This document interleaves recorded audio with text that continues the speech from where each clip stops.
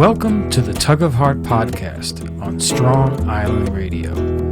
This is the place where we dig deep into the heart to rise in love. So let's join good friends Lori and Marianne as they discuss understanding and living from the heart.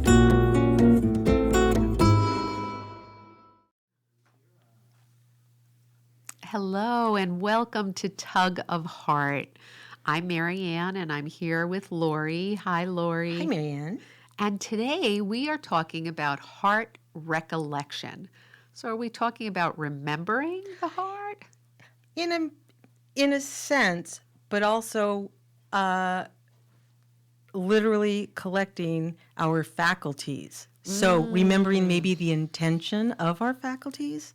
Yes. I just made that up because you put me on the spot. So kind of like the expression of collect yourself. Exactly. So that's exactly recollection. when I said, because I had been telling you recollect, I've been saying instead of recollection, so that it's very clear that we are collecting ourselves. And that makes sense. Grounding ourselves to be in a stronger place to behave from. And so much of our culture really encourages fragmentation of self. Yes. Right? Compartmentalizing. You had said parts performative. Yes. It is what it leads to. If you want to explain that. Out the boat, you'd said something like, we end up being performative to meet those demands or perceived demands, right? I think we don't have much permission because of the pace of our life to take moments of recollection, to recollect ourselves, right? It's go, go, go, have a response, be there in the moment.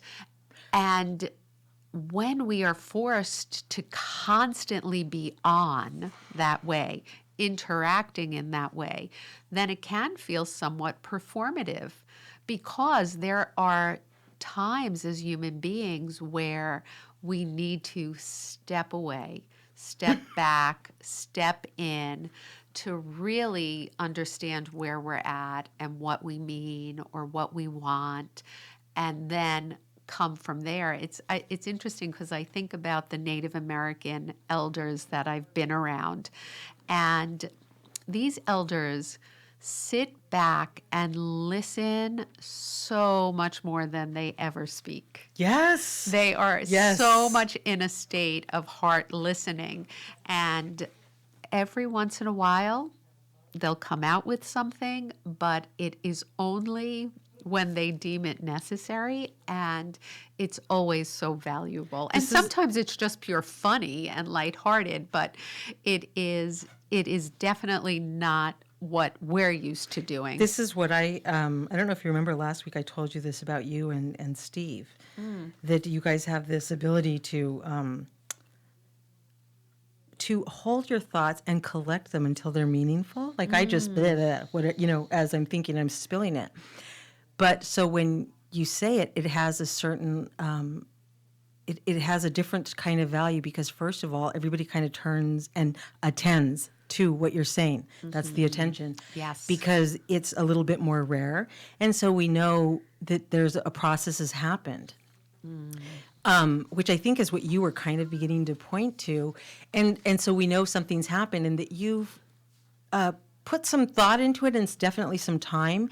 And so when you say it, I take you and I take Steve, my husband, more as people that are, I say what I mean what I say. And I value that a lot. I would want to be that, but I'm also kind of the person, I say what I mean right now. Yes. Subject to fine-tuning, which is also okay, different kind of people, but there is that value and your contribution is distinct to humanity, people that are able to do that. When you were talking about the performative element, where if we don't take time to just interact with ourselves, ground ourselves, check in with ourselves and see where we are coming from, we instead start to perform very quickly in ways that we believe the world is expecting us to seem to be coming from. And one of the first things that happens is that leads to conformity. And that's just in the sense that we're eliminating differences through performance, because then it removes from us that discomfort of not fitting in. And that's why you would call it a performance, because you're wearing this mask that doesn't belong to you. You're like acting cool with something that you're not okay with. And I do think it speaks to a general kind of searching that people are undergoing right now of like, who am I really? Right? That sense of the lost self. What is it that I want? What really makes me happy? Certainly during this period of pandemic has been this opportunity to stop everything, to sort of be stripped away of many of our Yes. roles that keep us so busy and give us attention and sort of feed this identity that we've built for ourselves in the world. And when that kind of drops, there is this opportunity to go within and begin to really learn this practice of listening and leaning into the truth of the heart. Because I think the other thing is we're sort of trained to lie to ourselves about who we are, what we like. We're very influenced by commercialism and just this will make you happy. This is what you need to do next. And Because we want it to be so. We It's do. it's Yes, very that is a hard. truth. It is Yes. very hard, because I'm in, not so much like, makeup commercials and stuff, but there's other stuff that I really want it to just be so much that I believe stuff that only later I'll be like, well, when I was young, I can specifically remember, do you remember the Archie comics? Yes, of course. I could not let go of wanting those sea monkeys. They were real, Marianne. They were Yes. animated like a little family. Yes. And my parents dismissed it. And it only made the curiosity stronger. This was maybe one of my first experiences with the mystical. Uh-huh. It was commercial. I didn't know that. And that's the problem, because our imagination and our humanity is so strong that we can feed into these little temptations and these little hints given to us. They don't even have to explain themselves. We'll do it for them because we want it to be so bad. Right. Truth. When I grew up, my sister got me some because she remembered it was an obsession. It's a little pack of like what you get your little pack of tomato seeds in. Yes. And it grows like mush. That was it.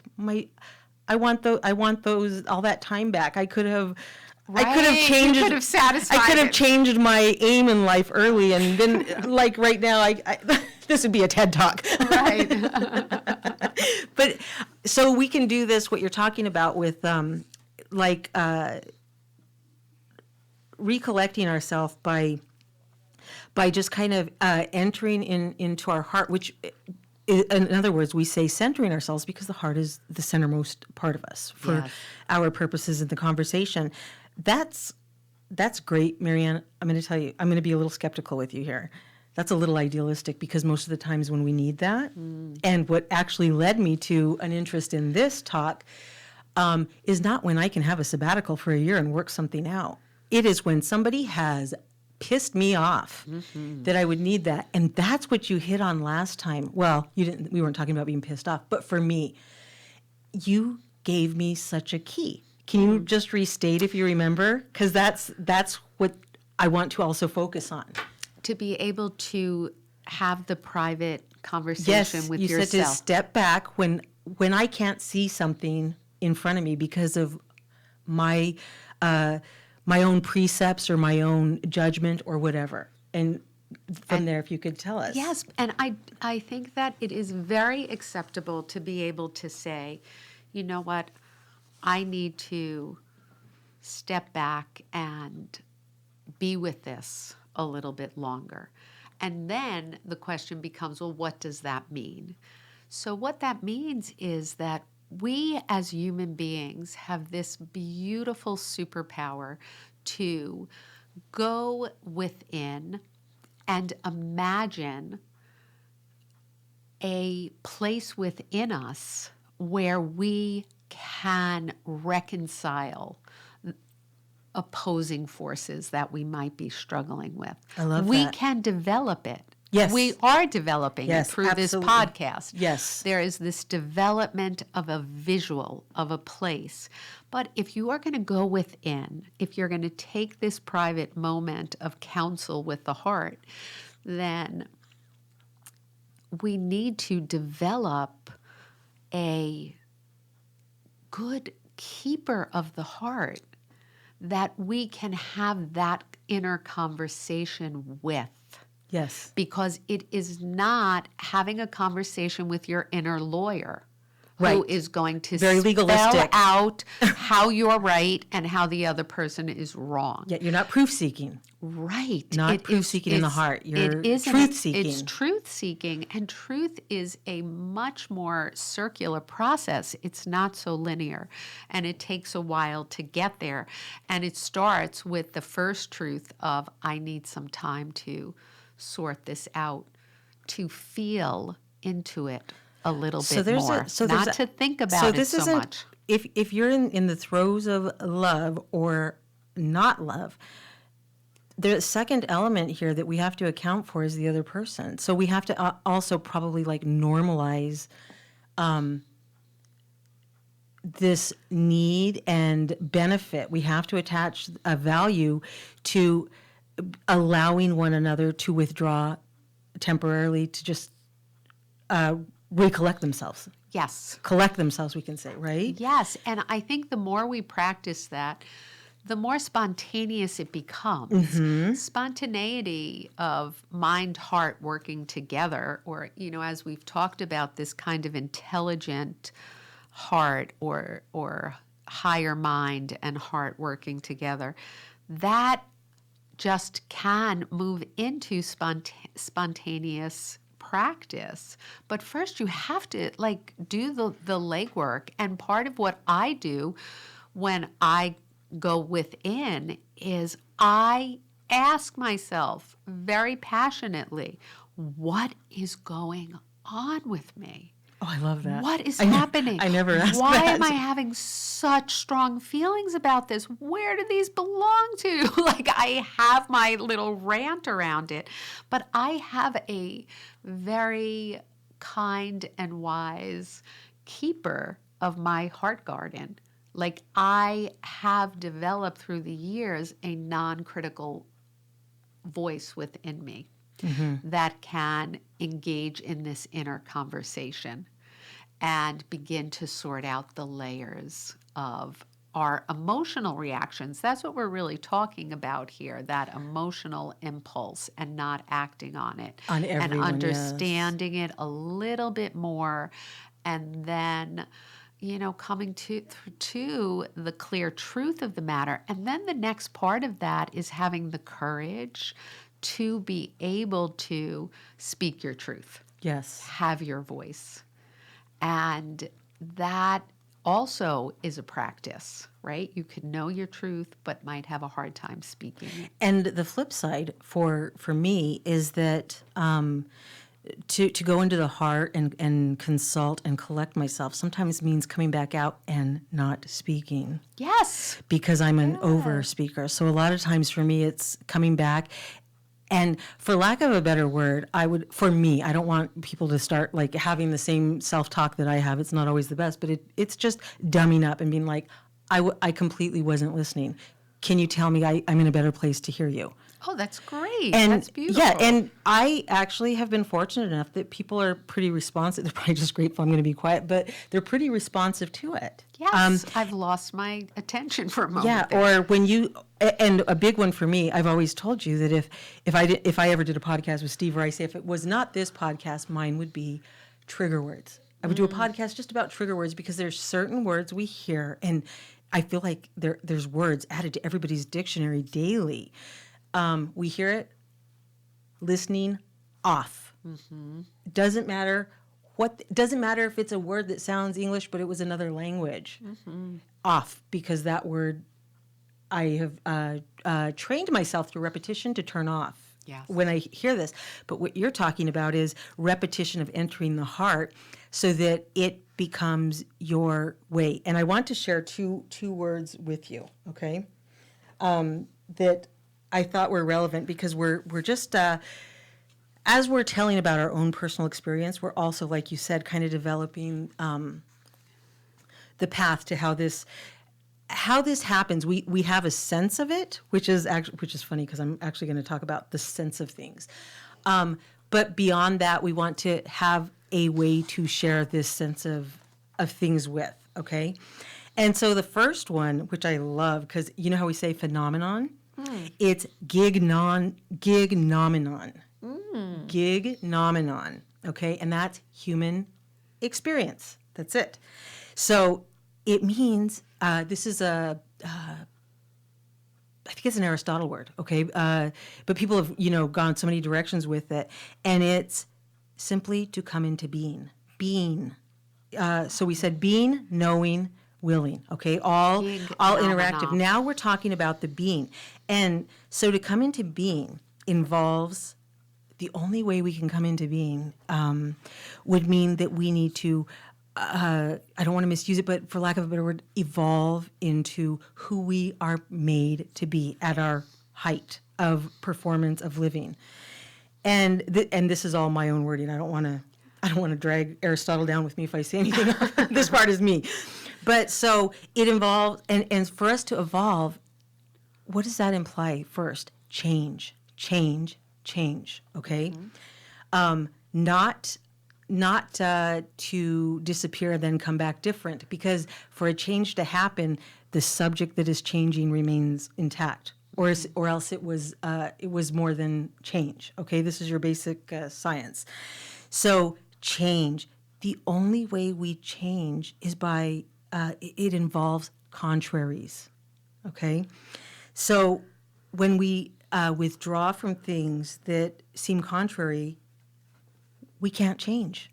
We can't come into being as we're made to be, which involves the slight shifting and changing and formation of who we are at our best, as I'm calling it. So what happens is, as you're shifting, the first step, obviously, is that with each shift, we are able to pay attention to new things, because we maybe we first did it by will, and then it's with repetition it becomes normal, and it at some point it becomes normal to reach beyond defensiveness to develop ourselves. Mm-hmm. The reason I say this, which I think is a big deal, because I used to be very unyielding, completely. If anybody presently thinks I am, you should have seen me before. And I think I'm pretty generous in this department now, if I'm being completely honest, for the benefit of this conversation, without ego. Mm-hmm. So rigid, everything was a fight. And part of it was just pride that I like being good at fighting. Mm-hmm. It's so embarrassing. It's shameful to say now, but it also isn't, because that's what you start with where you are. Yes. So when I went into like doing the heart, I had to move. One of the first things that you quickly realize is defensiveness won't do. Right. Protection, yes.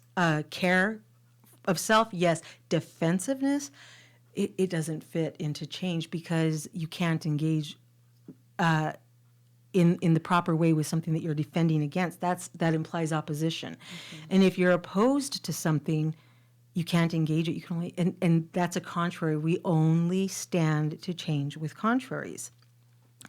So we had said last time how people can be like the cautious and suspicious of difference.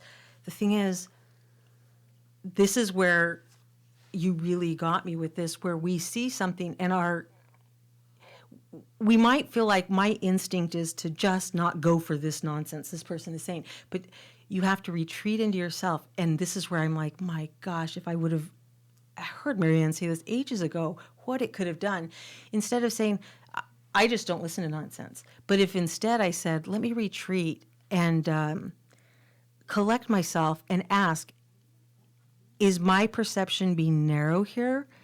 And how how could I better engage and how could I better be interested in humanity, which is also taking interest in my own humanity.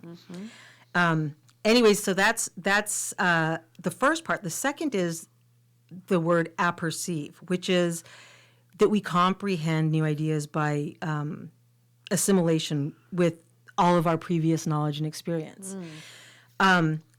So the point is with the two of these that I can say the very hardest steps to losing defensiveness is just the very first ones.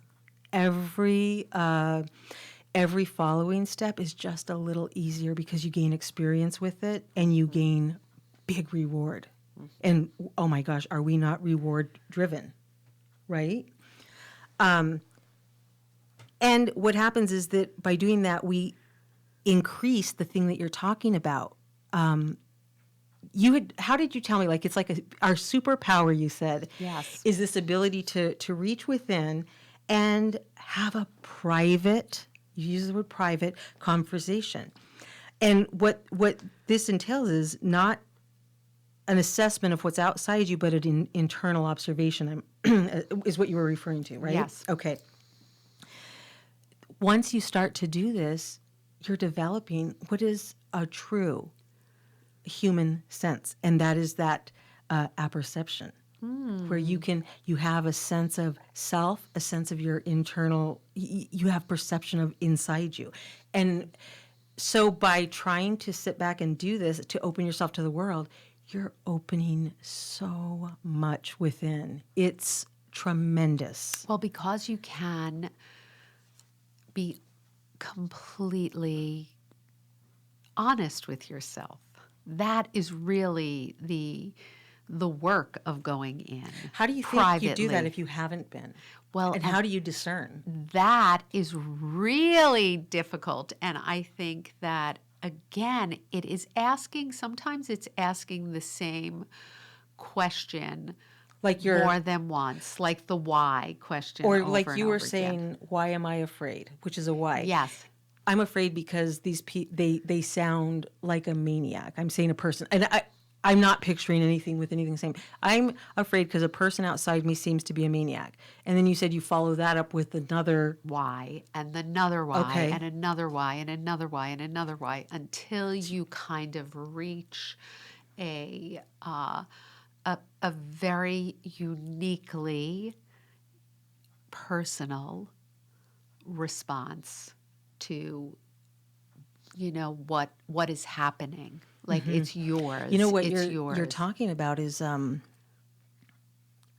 you're doing this act of like back formation of your ideas, where you're following the connections you've made in reverse to see where it originates. Yes, to get to the origin. That's a work. Right? It's work. It's a lot of work. But that way you can find out where you're coming from. Yeah, it's digging. It really is this going deeper within without, the joy of that process, even though it's difficult, is that it's without fear of getting in trouble for your truth of who you are. And that's the privacy part, where you Yes. do it internally because you've consciously made the decision, I'm not going to harm myself, whatever the answer is. Right. I can't guarantee that outside myself.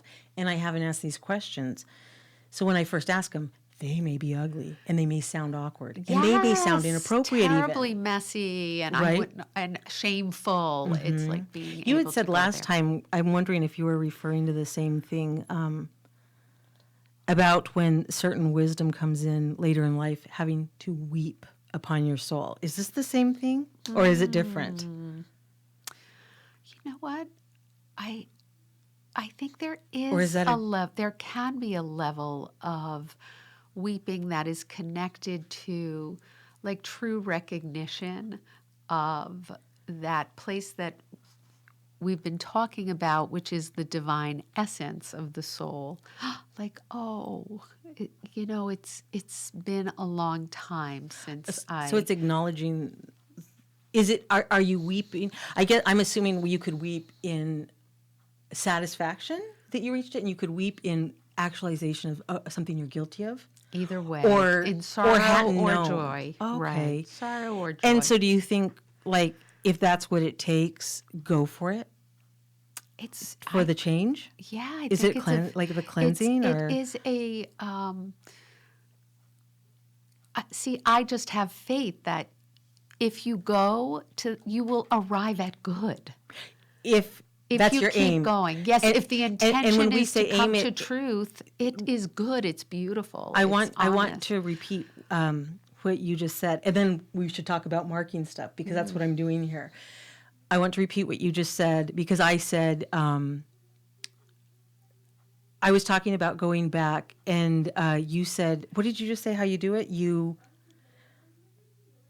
just keep asking the questions until you really get to that true place within. okay, and it comes through the intention. So Yes. just by saying I intend to do something, even if I'm not in the habit and I forget, I've already kind of adjusted my aim, right? Because I use the word aim, but I like what you're saying, intention, because that's something I can work with. If you're like, adjust your aim, what? I've never done this. Where? How do I know? But it's, so it could be the intention is just, my intention is to figure out my intention. Is that okay? Yeah, to understand myself a little bit better here. Just to say it has tremendous Right. power, right? Yes. It's an act of understand my will. We're reaction. breathing, literally exhaling, as you say, this life into an idea, a thought, an intention, a hope. Well, a hope, ultimately. Is that way? Okay. A hope for humankind, right? It goes back to that being of human, because if we are creating intentions, again, back to the intention is to be right. The intention is to prove this person wrong. The intention is to convert this person to my way of thinking.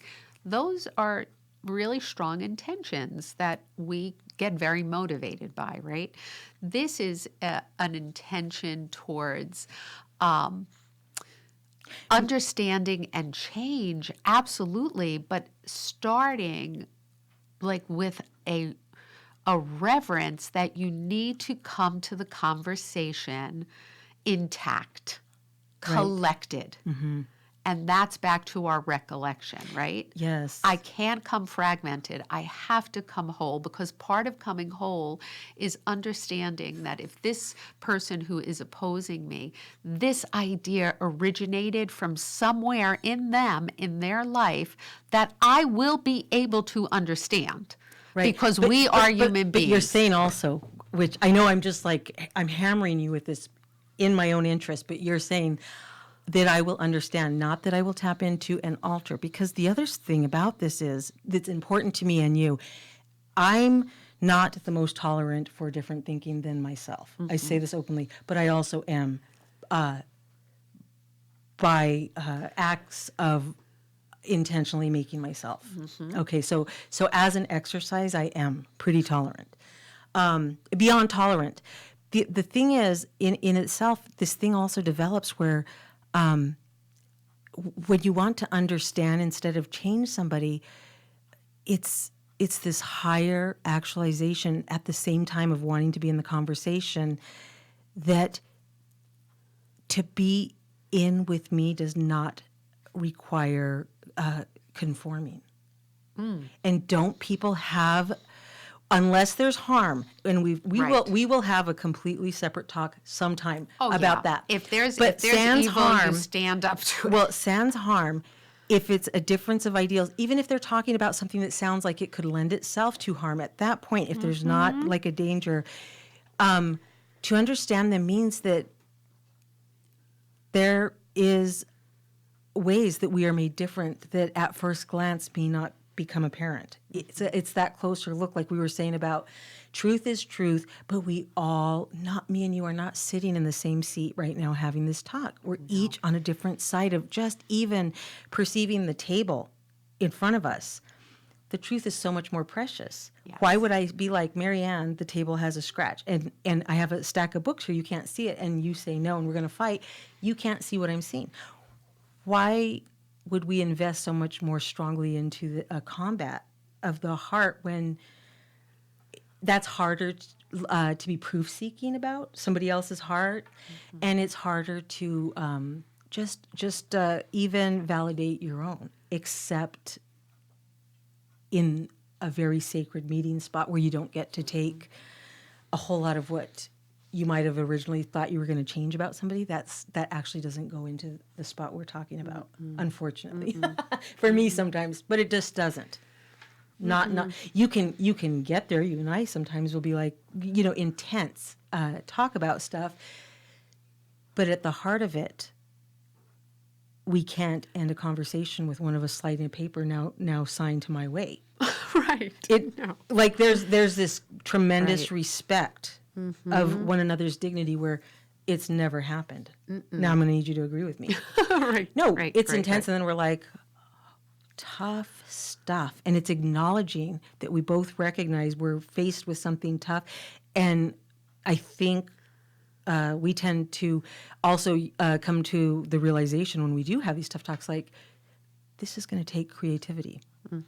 And that's something I've said, like at the school, when we can't, if we can't find a way that suits two opinions, we're just probably a little short of creativity.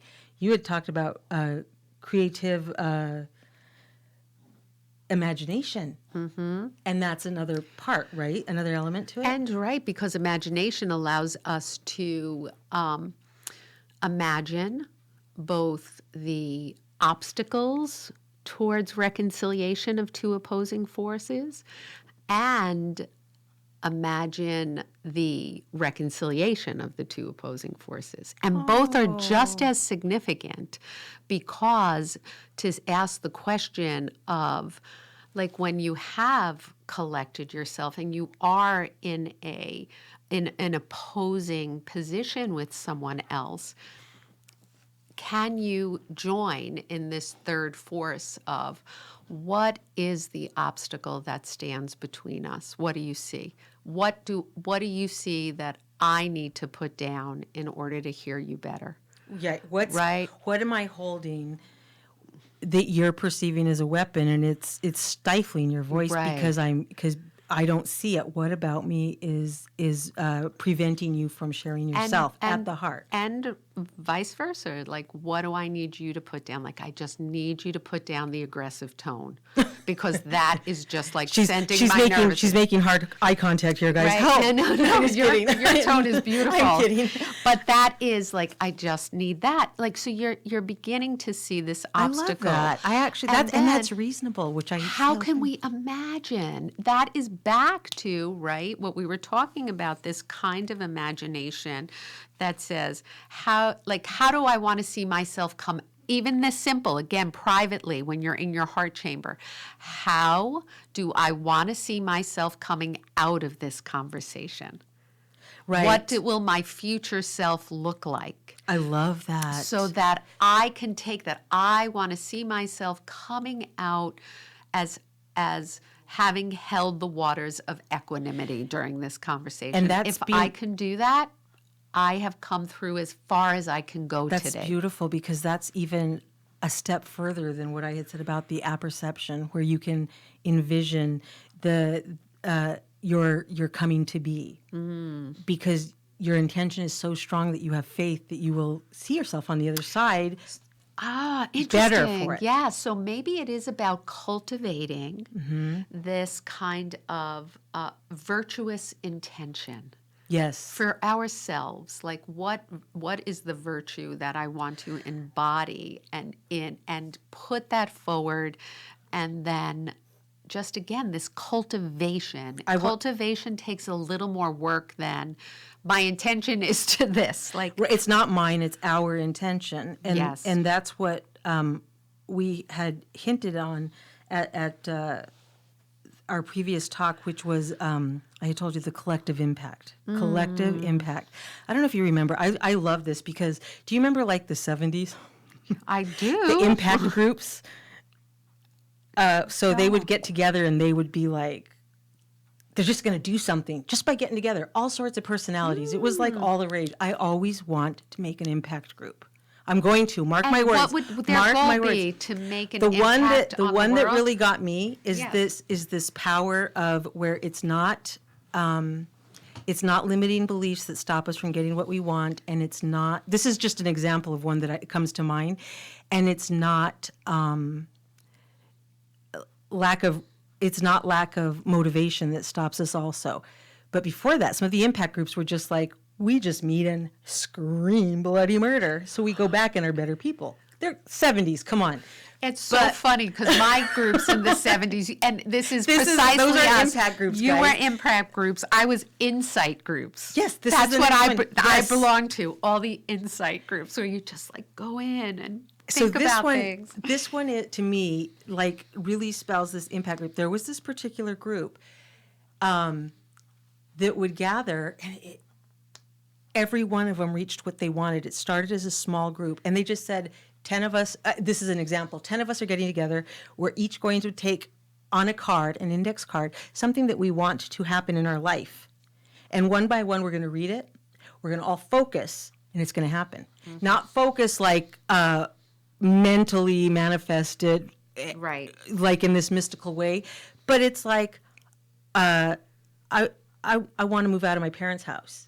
And just the power of having 10 people where it's like, the house is on this side, or you could probably afford. What are you doing now? You're going to need a job. And they all get to work on it. Mm-hmm. And so efficiently they're reaching these things. And some were impossibilities, seemingly.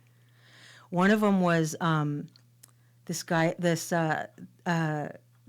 like, he never contributed. I always remember this. He never contributed to the group. And then one day he's like, I want a woman. And they're like, that's not going to be easy. You're very awkward, and you never even talk to us. He's like, I know, but it's my turn. I want a woman. They took him to the speech class, but it's just the resourcefulness of 10 and that focus and that intention. Every one of them got what they wanted, including a woman who had a daughter being stalked and had been a victim of domestic violence terribly. God. And her dream was to have a vacation. She could not see it because she didn't trust to leave. Mm-hmm. Her fear, they worked through the fear. And then she's like, what will I do if I leave her? He's going to know. And somebody from the back of the room raises their hand and he's like, I'm a cop. What's their name and number? Mm-hmm. They got it down because there's enough just in 10 to get anything in this world done. Mm-hmm. I'm talking they went to other countries, Marianne. I'm talking one of them became a touring speaker. I'm talking big stuff. It happens. I'm going to do an impact group. But I'm solidifying that thought. Now I've said it. But it's a very big word right now, impact, and it's one of the words that's changing uncomfortable conversations. So I think it's very important in bringing it up, where one of the ways of speaking to harms that can happen in microaggressions or major aggressions towards each other is to speak from the impact that the words or the actions had on someone, right? That, oh my gosh, you saying that had this impact on me and created this kind of harm or created this good, right? Right. So there is this potential to impact each other for the good or in ways that are harmful, even unknowingly harmful. So this is what this kind of idea of bringing back the impact group, which I think is beautiful, is very carefully cultivating the type of impact that we want to have on our own lives and the world by the power of this group. And it gives you that space also when somebody says, something goes a little wrong in your group that had really good intentions, and somebody says, this guy did not happen to be. This is the 70s, and they're like, well, you're really awkward. We're going to have to work on that. But say somebody said that, and he does not return. And part of it would be, I think, with our further developed knowledge, I hope, just, 30, 40 years away from, I can't even do the math. I know. Ages away from that, I would hope that as humans, even though things can seem a little bit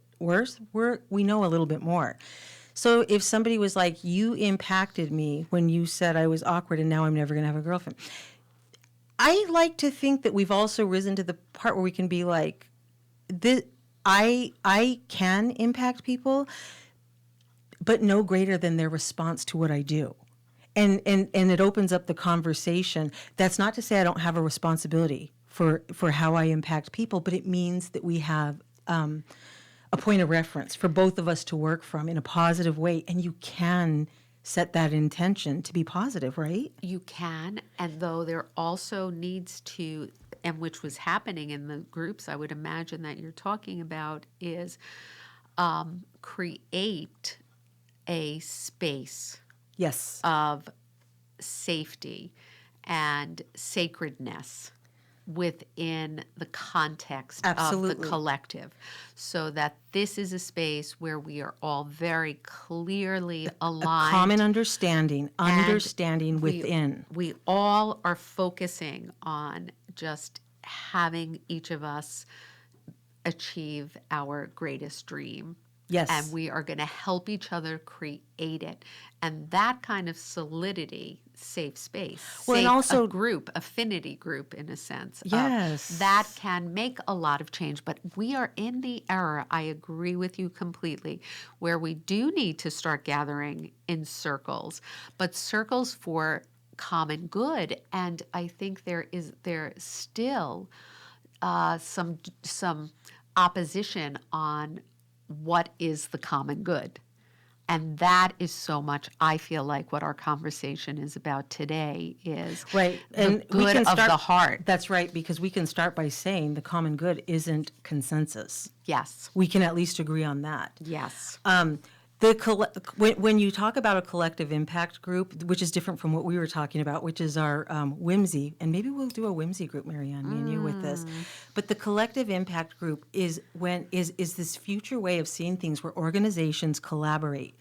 They each have their individual goals, or even individual people. They all see the world different, but they say, for our good of purposes, humanity. for the good of humanity, twice a month, our groups, no matter what their aim is, every other day of the month, our aim during this collective impact session and shared resources and overlap of ideas, and again, Beautiful. just access to so much more. This is our intentional way of working together and sharing information for the purpose of solving a complex problem. Okay, so they're identifying exactly what it is, and then they go on to say the idea of these organizations is that they agree to collaborate individually. And this is actually from, I want to say, Brown, Kenya, and Kramer out of Stanford that had developed like kind of an official name. Ah. It's so funny you were saying that. I happen to have this on a card in front of me. I didn't plan on reading it. I wrote it because I thought it was interesting. That was it. Yeah. But what they said is, so it's a shared vision of change and a commitment. This is the thing. It's a commitment to solve a problem. So the focus is on that problem. You don't derail by your own differences or your different perceptions. You have a shared goal.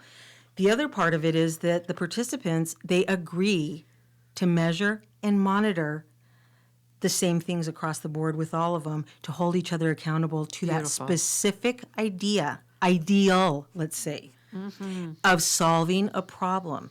And so what happens is they create this backbone that's able to stay focused on one problem, nothing else. This is it. And that's the same thing as that groovy 70s thing. They focus on this one thing. And it's not to discount anybody's feelings, because if somebody feels hurt by something you said, for them to get there, you can bring that to a trusted group ahead of time. I want to do this, but I am going to tell you, I have a sensitivity if anybody mentions this about me or whatever. We will take you at your word. Completely. But the flip side is, if you say you're okay, we will take you at your word. Yes, everyone's responsible. So you are responsible for your own honesty of Yes. what is being worked with. Because, and if you can't, it's not a threat to say this, but a truth to say, we all have to have a certain level of self accountability for what we put out there and the claims we make that we are, because sometimes we are mistaken about ourselves, and we have to take it as, I really got hurt. I must not have meant it when I said, really, tell me what to change about me to make me lovable to a man, if I wanted a man. And somebody says it and I'm just bent out of shape. I have to also take the responsibility of accepting that I had shared something, and they took me at my word. And I think, in general, in humanity and in life, if we trusted, we could take people at their word. And if we said stuff about ourselves, because a lot of times you hear language like, yeah, no, I'm cool with whatever. They're not. We're not. I'm not. But it's knowing yourself and being able to articulate that. And and the other piece that you're talking about is developing a level of resilience to getting honest feedback. Yes. If you're asking for feedback and you get it and it's uncomfortable or it hurts, that feeling will move. I got honest feedback I didn't like this week about attention. Sorry. And I am going to tell you, it's really funny because you just described exactly what I had to tell him. I'm going to be honest here. Right before we lost Seth, I began grief therapy with anticipation. Of course. You were already grieving. I also wanted to form the habit while I was not in the worst place, because I didn't trust myself after. Well, what happened is I'd made an appointment, and I have grief brain, so I'd forgotten it, and then I made a following appointment, and I knew the time that morning, but somehow my repetition of saying the time in my mind, I had nothing else going on. I still went late, so missed, and then I went late to the next one. And somebody I do value a lot, and they were like, "What are you doing?" Oh. And they're like, part of therapy, and I'm not used to being in therapy. So so I'm hearing stuff, first of all, that you're kind of going to tell somebody in therapy, and this also awakens this idea that I maybe don't see myself as somebody that needed it, but it helped in this way, because I was a little shocked, because I was like it's like I heard somebody talking to somebody in a weakened state in therapy, but I actually am that, but I wasn't seeing that. So when they said it, it was like, no, it does. I kind of did have that. Yes, please. It's the initial But this reaction. is the honest, because I was like, excuse me, you know what I have lost. Of course, this is my thinking. Now, not what I said was different. And I said just what you said. I said, I took that moment. Thank goodness I'd had my first talk with you, because I took a moment to collect myself, and I was like, okay, I'm actually really glad you told me this. I'm collecting myself here, because I feel so squirmy and uncomfortable and embarrassed inside, because I'm not used to failing at something like this, and I feel a little it makes me feel different than how I want to feel about myself, and I'm here to feel better. But I was just honest. I was like, I thank you, and I think next time I see you, I'm going to be able to thank you more authentically, because right now I'm still really uncomfortable by hearing you say that, because I don't like how you're making me feel at all. But I need to hear it. Right. And you're right, no matter what I'm going through, I should be here. This is COVID, and people are piling for this this gift to have access to it.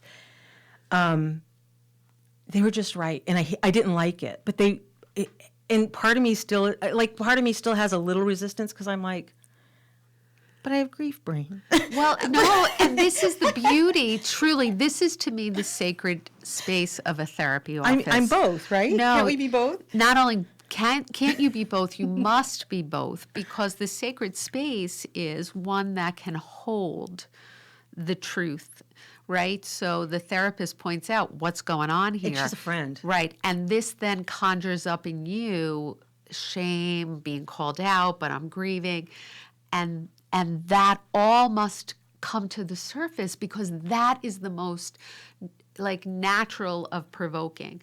And then ultimately, the defensiveness that I thought, I thought I've overcome that for years. But the problem is when we get defensive, and this is the true work of the therapeutic process, is the defense will absolutely come up, and it will dissipate when you remember that you don't have to figure out why you missed 2 appointments, that you have someone to help you. I told her that. Figure that is what it I said. out. I said I Like, hadn't thought of it, but I'm going so, to. I just or, didn't think yeah, about it. like, It's the truth. okay, there is a pattern that I'm actually blind to. Help me. That's exactly what it Help me sounded like. figure it And out. I actually ended up telling her, like, I feel resistant to tell you, but the truth is also I respect you a little more for having the courage to tell me, because And because knowing maybe how the sensitive answer is, I am, I can imagine that's not easy to tell me, to be firm with me right now. because there's many, that opens up to many, many possible answers of help me Yes. understand this This pattern. is what- I don't want to look at it this way. That's one thing I I'm told you, that tired part of of it. how strong we are is what we learn. And one of the things that's made me strong in life is a couple times you've given me a no, and I didn't like it one bit. And I like, absolutely not. Well, and the Fighting same mad, thing- but then later I said, I'm as strong as the woman who had the courage to say no, knowing how fighting mad I would be and knowing how intense I can get about what I envision. And another series of questions I will go to with, like, the same with the why is, and what else is true? So Oh, I I like that. am, like, I feel reprimanded, right? And what else is true? Mine is- I don't want to be here today. And what I'll go else home. is true? I can just get up and leave. And what else is true? And you keep going, Yeah, because follow that truth thought is isn't what's- one. We are No, follow that multi. thought. Keep Follow going. that There's thought. more truth than that. I'm so, I feel so annoyed at you, and I'm really happy you pointed this out. This gives us something to work with, and we can Yeah. hold both. So this idea of, like, moving and not getting stuck, but moving through love and remembering start, yeah. that, one, we help ourselves, but 2, we're here to help each other. 3, the power of a group, of a collective. The impact of a group. The impact of that human ability to focus from the good mind, from the heart mind, and then create a solution to an impossible problem. That, to me, is the real human superpower. There's nothing right? to add to that at this Right. point. That's it Beautiful. for today. And I think we'll head into. I mean, we're going to have to go with this. What a gift you gave us, anyways. That really, now you can maybe see better too why that had such an impact on me. What you were saying last time, I love it. Anyways, thanks for listening. This was, I think, a long one, but so worth it. So we went with Yes. it. What can we say? Okay. Have a good week. Like and share. Check us out on Strong Island. Bobby may have left the building. I'm not sure. Thanks, Bobby. Sorry, Bobby. Anyways, please love each other and farewell. Farewell.